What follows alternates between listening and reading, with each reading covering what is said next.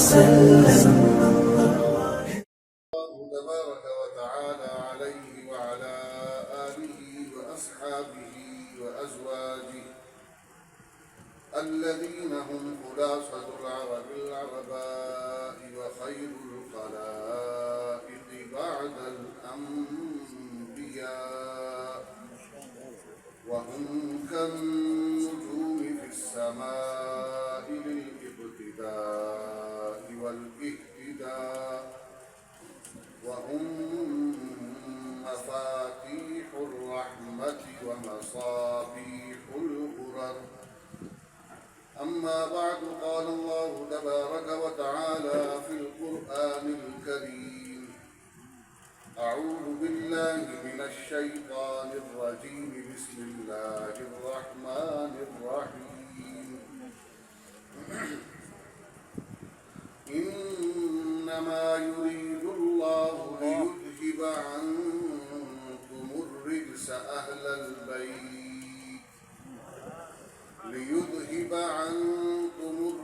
أهل البيت ويطهركم تطهيرا. صدق الله العلي العظيم وبلغنا رسوله النبي الكريم، ونحن على ذلك لمن الشاهدين والشاكرين، والحمد لله رب العالمين. اللهم أرنا الحق حقا وارزقنا اتباعه، وأرنا الباطل باطلا وارزقنا اجتنابه. اللهم اهدنا واهد أولادنا وأولاد المسلمين. رب اشرح لي صدري ويسر لي أمري واحلل عقدة من لساني يفقه قولي. تمام حضرات نماز و درود پاک تلاوت فرمائیں. اللهم صل على محمد وعلى آل محمد كما صليت على إبراهيم وعلى آل إبراهيم إنك حميد مجيد. اللهم بارك على محمد وعلى آل محمد كما باركت على إبراهيم وعلى آل إبراهيم إنك حميد مجيد. جن ساتھیوں نے ایک بار کہنے پر درود شریف نہیں پڑھا، ان کو ایک بار پھر موقع دے رہا ہوں، خاموش نہ رہیں، درود شریف پڑھ لیں. سب ساتھی مل کر ایک بار پھر پڑھ لیں، کوئی زبان خاموش نہ رہے.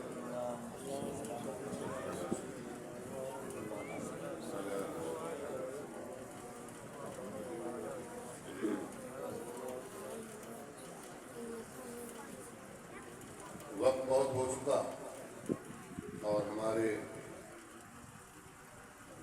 مہمانان بھی تشریف لائے ہوئے ہیں. جس طرح رحمانی صاحب اس مجلس اور سالانہ اس پروگرام کا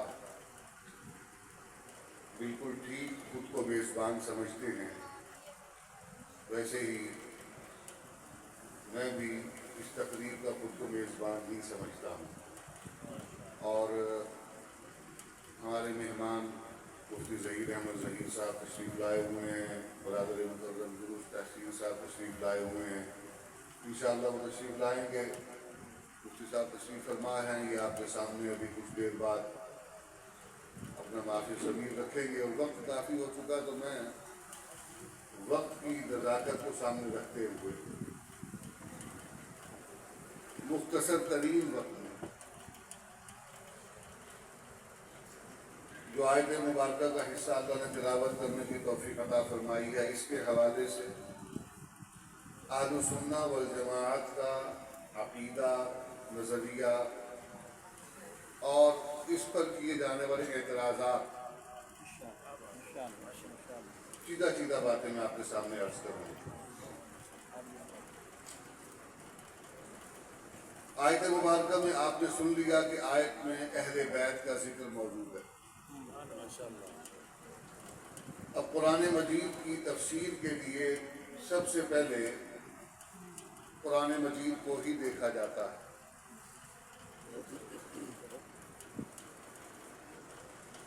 تو قرآن مجید فرقان حمید کا یہ حصہ اگر اپنے سیاق و سباق کے ساتھ دیکھا جائے تو وہاں نبی کریم علیہ السلام کی ازواج مطہرات کا ذکر ہے، اور رب ذوالجلال انہی کے متعلق یہ فرما رہے ہیں کہ تم سے اللہ تبارک و تعالی گندگی کو، غلاظت کو یا ناپاکی کو دور کر کے تمہیں پاک، صاف، ستھرا کرنا چاہتا ہے۔ کون سی گندگی، کون سی غلاظت، کون سی ناپاکی؟ پہلی بات تو یہ یاد رکھیں کہ نبی کریم علیہ السلام کے حرم میں ناپاکی آئی نہیں۔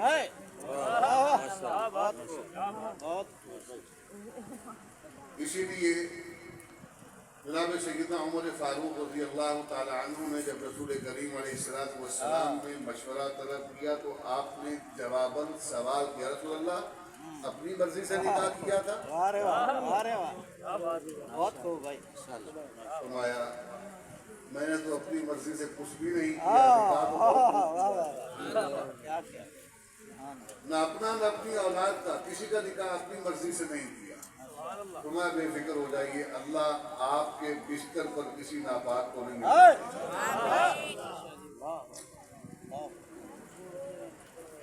وہ اتنا بڑا بہتان تھا۔ یہاں اللہ تبارک و تعالیٰ نے اس کی طرف اشارہ نہیں کیا، یہاں جس چیز کو ناپاکی کہا جا رہا ہے اسی ضمن میں اس بات کو بھی دیکھیے گا، یقیناً علماء امت اور اکابر امت میں اس چیز میں کچھ اختلاف آراء موجود ہے کہ اہل بیت وہ جن پر صدقہ حرام ہے امہات المؤمنین ان میں داخل ہیں کہ نہیں۔ بعض حضرات نے اس کو اختلافی نوٹ بھی رکھا ہے۔ میں اسی ضمن میں تھوڑا سا اس عنوان کو اجاگر کرنا چاہتا ہوں کہ اللہ تبارک و تعالیٰ نے یہاں کس گندگی، کس غلاظت اور ناپاکی کو دور کرنے کا کہا، اس کے لیے پیچھے اس سارے ٹکڑے کے شان نزول کی طرف جانا ہوگا کہ جب مال غنیمت تقسیم ہو رہا ہے اور نبی کی ازواج مطہرات نے مال کے ہی متعلق خواہش کا اظہار کیا، مال کے ہی متعلق خواہش کا اظہار کیا، اور یہ کوئی جرم نہیں ہے۔ آپ کی بیوی اگر آپ سے اپنی دنیاوی ضروریات اور جائز ضروریات کے لیے مال کا تقاضا کرے تو یہ ٹھیک ہے، آپ ہی سے مانگے، ایسا ہی ہے نا۔ لیکن اللہ تعالیٰ نے جب کسی منصب کو نمایاں اور اجاگر کیا ہے تو اس کی احتیاطیں اس منصب کے تقاضے کو عام لوگوں سے تھوڑا سا ممتاز اور منفرد رکھا۔ اہل بیت جب ایک منصب مانا جائے گا تو اس کے تقاضے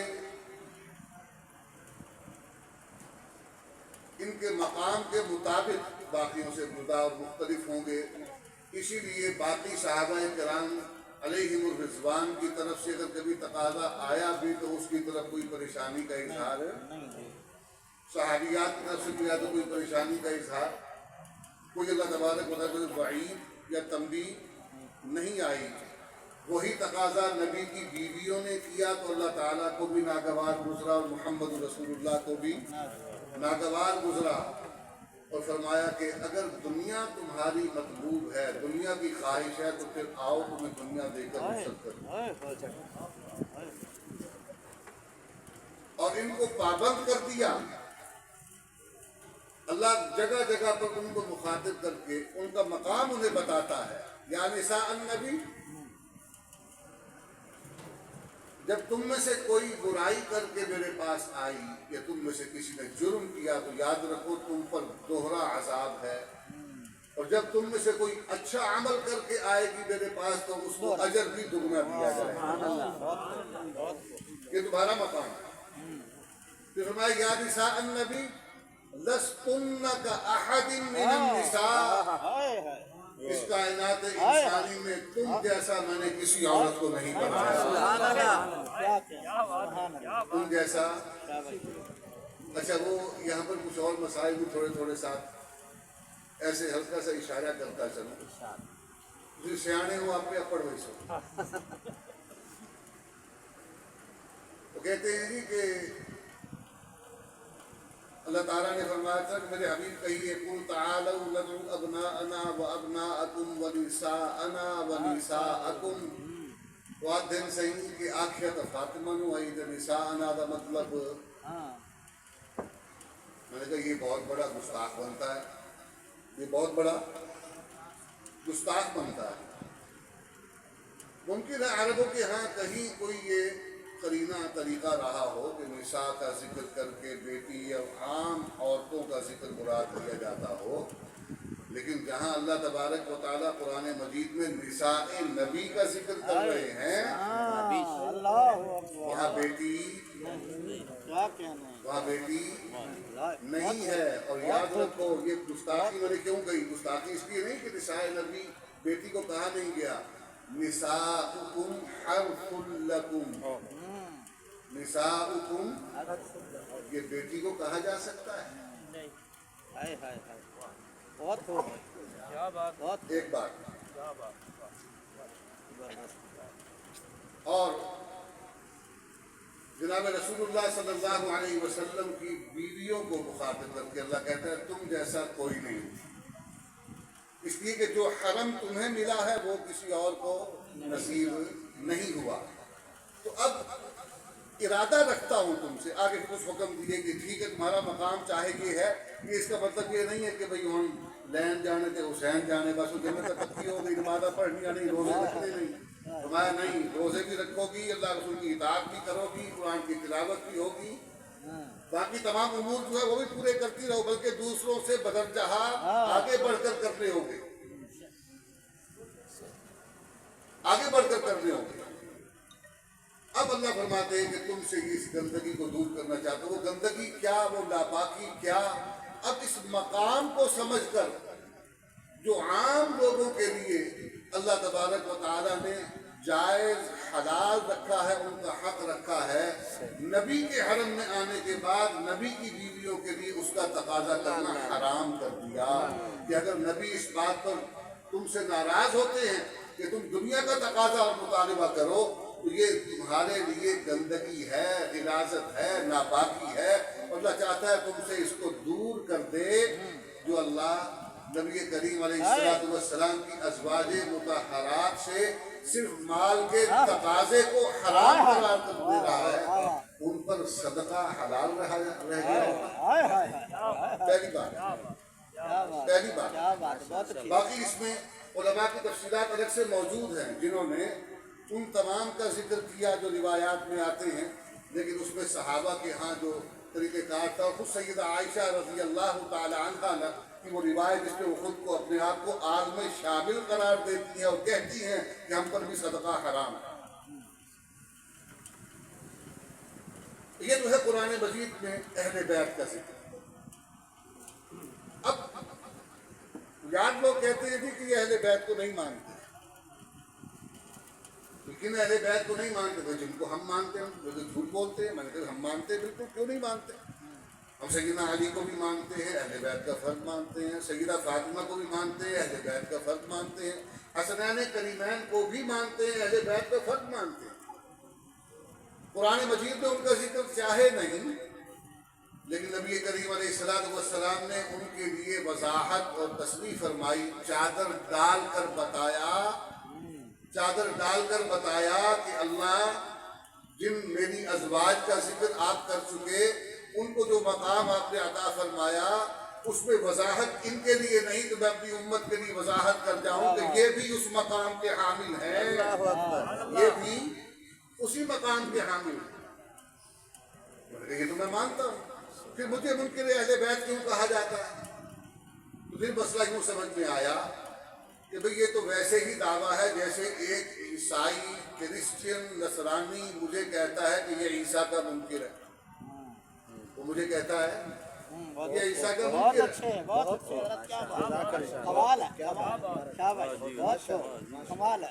بھئی میں کہتا ہوں میں عیسیٰ کو مانتا ہوں، بھئی تو کتاب کے اندر اللہ نے عیسیٰ علیہ السلام کا ذکر کیا ہے، تو میں کیسے عیسیٰ کا منکر ہوا؟ وہ کہتا ہے وہ مانو جو میں مانتا وہ مانو جو میں مانتا ہوں. میں نے کہا وہ نہیں مانوں گا، میں وہی مانوں گا جو اللہ اس کا رسول جو اللہ اس کا رسول کہتا ہے وہ ہم مانتے ہیں. جب نبی فرمائیں یہ میرے اہل بیت میں ہم مانتے ہیں. جب نبی سیدنا علی المرتضیٰ کی آنکھوں میں لعاب لگا کر علم ہاتھ میں دے کر خیبر کا فاتح بنا دے ہم مانتے ہیں. جب نبی ابو تراب کہیں اور علی اس لقب کو خود کے لیے پسند فرمائے ہم مانتے ہیں. ہم جو نبی کریم علیہ السلام کا یہ جملہ بھی مانتے ہیں من کنت مولاہ فعلی مولا. لیکن مجھے یہ بتا وہ خطبہ جو اس موقع پر نبی نے ارشاد فرمایا تھا یہ جملہ اس میں کیوں نہیں ہے؟ یہ جملہ اس خطبے میں کیوں نہیں ہے؟ ہم مانتے ہیں لیکن ہم یہ مانتے ہیں کہ یہ اعتراض جن کے دل میں آیا وہ اعتراض وہ سمجھ نہیں پائے کہ یہ اعتراض علی پر نہیں نبی پر ہوتا ہے. اس لیے کہ علی نے ولادت چاہے ابو طالب کے گھر میں پائی لیکن پرورش اور تربیت محمد کریم کے گھر میں پائی. تو اب علی پر اعتراض کرنے والا تربیت مصطفیٰ پر اعتراض کرے. وہ جو کچھ ساتھی کچھ صحابی آپ کے کسی فیصلے پر نالاں تھے شکایت کی انہوں نے تو نبی کریم تو جانتے تھے نا کہ میرا علی ایسا نہیں ہے بدگمانی مت کرو. تو اس لیے فرمایا من کنت مولاہ فعلی مولا. ہم اس کی سند کی بحث پر نہیں جاتے مان لیتے ہم یہ مانتے ہیں علی کو. ہم جناب سیدنا علی المرتضیٰ کو چوتھا خلیفہ مانتے ہیں. ہم جناب سیدنا علی المرتضیٰ کو پوری امت کا رہنما مانتے ہیں. ہم جناب سیدنا علی المرتضیٰ کو عشرہ مبشرہ میں مانتے ہیں. ہم سوائے 3 کے باقی امت کا امام بھی مانتے ہیں. سوائے 3 کے باقی امت کا. اور ان کے متعلق تو خود سیدنا علی نے فرمایا یہ خطبے بھی موجود ہیں لیکن یہ خطبے بتائے نہیں جاتے کہ انہوں نے فرمایا تھا کہ اگر کسی نے ابو بکر اور عمر سے مجھے بڑھایا تو میں اس پر مفتری کی حد جاری کروں گا. مفتری کی حد 80 کوڑے لگاؤں گا 80 کوڑے لگاؤں گا. یہ خطبہ بھی موجود ہے. تو میں تو یہ علی سارا مانتا ہوں تو مجھے بھی کہا جاتا ہے تو بات یہ سمجھ میں آتی ہے نا. یہ بھی یہی کہتے ہیں کہ جو ہم مانتے ہیں تو میں یہ کہتا ہوں نصرانی عیسیٰ علیہ السلام کو جو مانتا ہے وہ مانتا نہیں وہ عیسیٰ پر تہمت مانتا ہے. یہ جو اہل بیت کے نام لیوا آج علی کو فاطمہ کو حسنین کو 12 اماموں 14 معصوموں کو مانتے ہیں یہ مانتے نہیں ان پر تہمت باندھتے ہیں. معمور من اللہ مفترض الطاعہ معصوم عن الخطا اور یعلم ما کان وما یکون. اب کوئی مجھ سے کہے کہ یہ مانو تو میں کہوں گا بھائی یہ تو نہیں مان سکتا. اور اس بنیاد پر اگر آپ بھائی چارہ افہام و تفہیم اور مفاہمت اور آہنگی کی بات کریں گے یہ تو کبھی نہیں ہو سکتی نا بھائی. ہاں ہم اس پر اتنا کہہ سکتے ہیں کہ ٹھیک ہے تم نہیں مانتے مت مانو لکم دینکم ولی دین. تم اپنے معاملات اپنے ساتھ رکھو ہمارے سر پر مت سوار ہو نا. ابھی اسی سلسلے میں ایک معاملہ ہوا کہ ایک ہمارے ساتھی نے اپنوں کو بتانے اور سمجھانے کے لیے کہ خاص ایام میں خاص قسم کا لباس پہننا بدعت کے دائرے میں ہمارے عقیدے کے مطابق ہماری فقہ کے مطابق مسئلہ ہے. اگر اس نے بتایا تو کوئی جرم نہیں کیا یار لوگوں نے اس کو بھی جرم قرار دے دیا. تو ہمارے دائرے کو اس قدر محدود مت کیجیے کہ یہاں پھر اشتعال انتشار اور انگیخت اس قدر بڑھ جائے کہ ہم آپس میں ہی برسر گریباں ہو جائیں. یہ مناسب نہیں قطعاً مناسب نہیں ہے. یہ ان لوگوں کو سوچنا چاہیے جن کے اختیار میں یہ سارے معاملات ہیں کہ حلقے کو اس قدر تنگ مت کریں. دیوار کے ساتھ مت لگاؤ. جو آئینی قانونی شرعی حقوق بنتے ہیں ہم ان کو دینے کو تیار ہیں وہ ہمارے تسلیم کر لیں اللہ خیر سمجھ. آخری بات اس زمن میں ہم تمام اہل بیت کو مانتے ہیں۔ اہل بیت میں کون کون آتا ہے؟ قرآن نے بتایا ازواج مطہرات ہیں۔ نبی کریم کی اس روایت کی روشنی میں چار کا ذکر مل گیا، تو کیا صرف یہی ہے؟ اب آخری بات جو ہے، ایک اور روایت ملتی ہے اس خطبے کے حوالے سے، وہ جو غدیر خم پر جناب رسول اللہ صلی اللہ علیہ وسلم نے ارشاد فرمایا، اس کے اندر یہ جملہ تو نہیں ہے من کنت مولا فعلی مولا، لیکن وہاں اہل بیت کا ذکر موجود ہے۔ روایت ہے مسلم شریف کی، اور اس کو روایت کرنے والے ہیں نبی کے صحابی حضرت زید بن ارقم رضی اللہ تعالیٰ عنہ۔ ان سے پوچھا ان کے ساتھیوں نے، ان کے مصاحبین نے، اب یہ سمجھ لیجیے صحابی کے مصاحبین جنہوں نے ان کی صحبت پائی، ان سے دین سیکھا، وہ کون ہوتے ہیں؟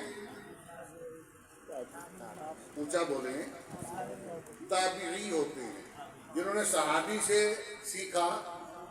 صحابہ نے نبی سے سیکھا، نبی کو دیکھا، جنہوں نے صحابہ کو دیکھا، صحابہ سے سیکھا، وہ کیا ہوئے؟ تابعین ہوئے۔ ثم الذین یلونہم ثم الذین یلونہم، تبع تابعین تک تو وہ دور چلتا ہے نا کہ جن کے لیے نبی کریم نے بصراحت فرمایا کہ یہ بہترین زمانے کے لوگ ہیں۔ تو تابعین کے دور تک، میں جو بات عرض کرنا چاہتا ہوں، تابعین کے دور تک آپ دیکھیے کہ اہل بیت کا ذکر آنے پر پہلا سوال لوگوں کے دل میں، ذہنوں میں کیا آتا ہے؟ آج تو اہل بیت کا ذکر آئے تو پہلی بات ذہن میں آتی ہے پانچ۔ اہل بیت کا ذکر آئے اور اس میں دیکھیں 1400 سال کا عرصہ گزر گیا، صحابہ اور تابعین کے دور میں اہل بیت کا ذکر آئے تو جن کا خیال اور تصور ذہن میں آتا ہے کیا وہی ہیں جن کا آج ذکر آنے پر سب سے پہلے خیال آتا ہے؟ تو یہ اس روایت کے اندر اس کی وضاحت بھی ہو جاتی ہے۔ زید بن ارقم نے یہ ساری روایت ان کے پوچھنے پر، ساتھیوں کے سوال کرنے پر ان کے جواب میں بتایا کہ نبی کریم علیہ السلام نے اس نے خطبہ ارشاد فرماتے ہوئے یہ فرمایا، تمام باتیں مختصر کر رہا ہوں، اس میں 3 مرتبہ فرمایا کہ میرے اہل بیت کے معاملے میں اللہ کو یاد رکھنا۔ 3 مرتبہ فرمایا میرے اہل بیت کے معاملے میں اللہ کو یاد رکھنا۔ آپ کا قول یہاں پر آ کر ختم ہو جاتا ہے، لیکن اس روایت کو اگر پورا پڑھا جائے، اس سے آگے واقعہ چل رہا ہے کہ جس وقت اتنی بات زید بن ارقم نے بتائی تو سننے والوں میں سے سوال کیا گیا کہ یہ جو اتنی تاکید سے رسول اللہ اہل بیت کا ذکر فرما رہے ہیں، یہ اہل بیت نبی کی ازواج ہیں؟ یہ اہل بیت نبی کی ازواج ہیں؟ تو عرض یہ کر رہا ہوں کہ آج کے دور اور اس دور میں 1450 سال پہلے، 1400 سال پہلے اہل بیت کا ذکر آنے پر ایک تابعی کے ذہن میں پہلا طبقہ جو اہل بیت کا آتا ہے وہ کون سا آتا ہے؟ ازواج مطہرات آتا ہے۔ اور آج اہل بیت کا ذکر آئے تو کون؟ ہم ان کا انکار نہیں کر رہے، لیکن میں آپ کو فرق بتا رہا ہوں کہ کتنی محنت کر کے ہمیں یہاں سے یہاں پہنچایا گیا، کتنی محنت کر کے۔ انکار کسی کا نہیں کر رہا، لیکن میں آپ کو یہ فرق، اب یہ بات میری نہیں ہے، کتاب میں موجود، جا کر دیکھ لیجیے، اس میں باقی مزید وضاحت کی کس نے کی؟ نبی کے صحابی نے، زید بن ارقم نے۔ ان سے بہتر نبی کے قول کی تفہیم کوئی اور کر سکتا ہے؟ صحابی سے بہتر نبی کے قول کا شارح کوئی اور ہو سکتا ہے؟ تو انہوں نے بتایا کہ اہل بیت کا ذکر جو کیا جا رہا ہے، اہل بیت بھی اس میں شامل، اس میں ازواج مطہرات بھی شامل ہیں، لیکن اس میں ان کا ذکر بھی ہے جن پر صدقہ حرام ہے۔ کون کون ہیں اس کے اندر؟ فرمایا اس میں آل علی ہیں، آل جعفر ہیں، آل عباس ہیں، آل عقیل ہیں، ان پر صدقہ حرام کیا گیا۔ تو ازواج مطہرات بھی اس میں داخل ہیں اور یہ تمام بھی اس میں داخل ہیں۔ تو قرآن مجید میں اہل بیت کا ذکر جہاں ملتا ہے، آپ سب دیکھتے ہوں گے بھی اس قرآن کی آیت کو بھی پڑھا جائے گا۔ آل آبا اور آل قصا کا ذکر جہاں ملتا ہے، اس روایت کو بھی پڑھا جائے گا۔ ہم تو پڑھتے ہی ہیں، میں اپنی بات نہیں کر رہا، میں ان کی بات کر رہا ہوں۔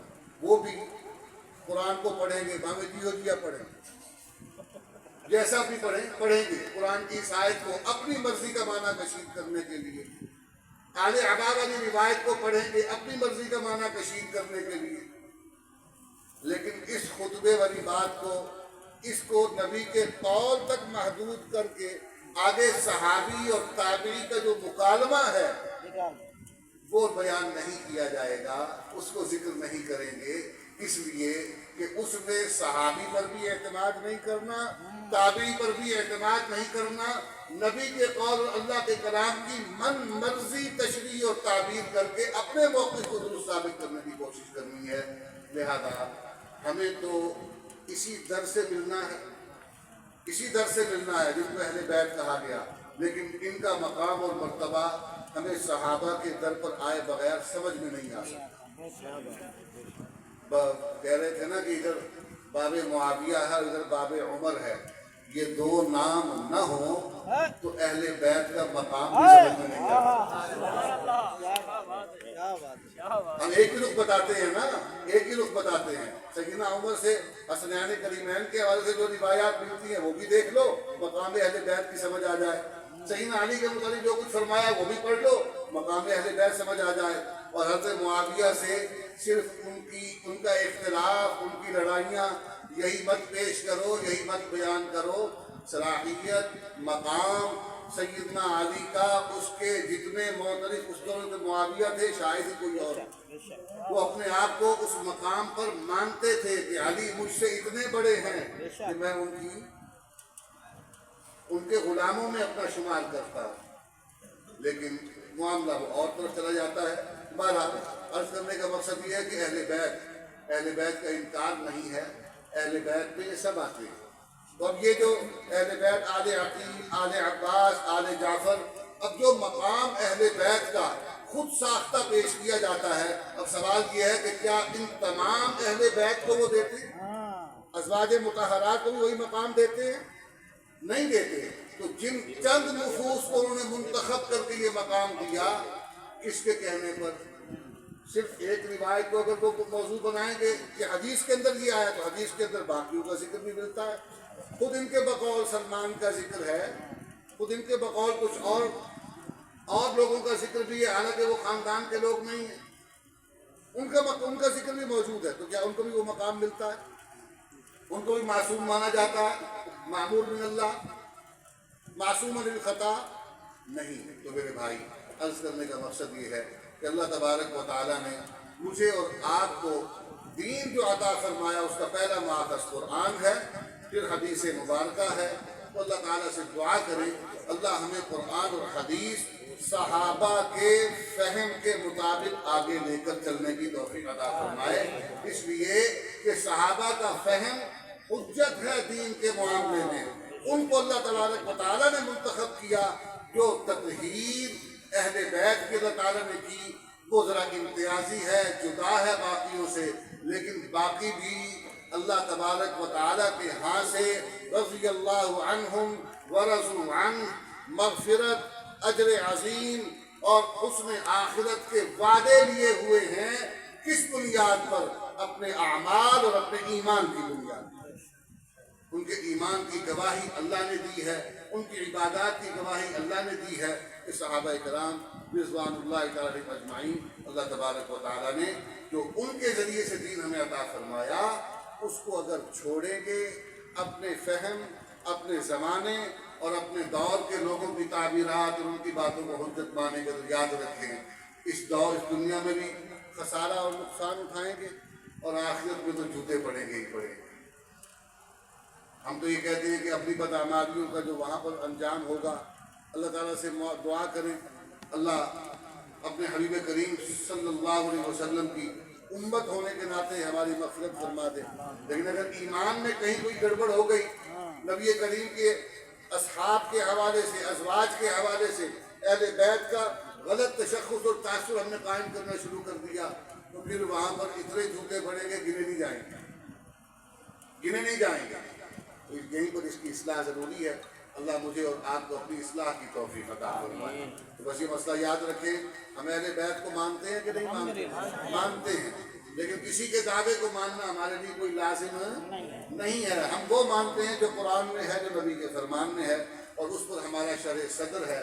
نہ اہل بیت کہلوانے والے افراد نے اپنے آپ کو اس سے زیادہ کچھ بتایا, نہ ان کے دور کے لوگوں نے, نہ ان کے بعد کے لوگوں نے, ان کی اولاد میں سے کسی نے ان کے متعلق وہ دعویٰ کیا.